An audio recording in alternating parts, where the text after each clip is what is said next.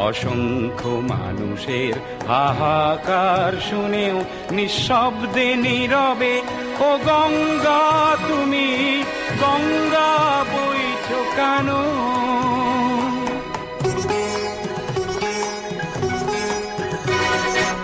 নৈতিকতার স্খলন দেখেও মানবতার পতন দেখেও নির্লজ্জ অলস ভাবে বইছো কেন? বিস্তীর্ণ দুপারের অসংখ্য মানুষের হাহাকার শুনেও নিঃশব্দে নীরবে ও গঙ্গা তুমি ও গঙ্গা বইছো কেন?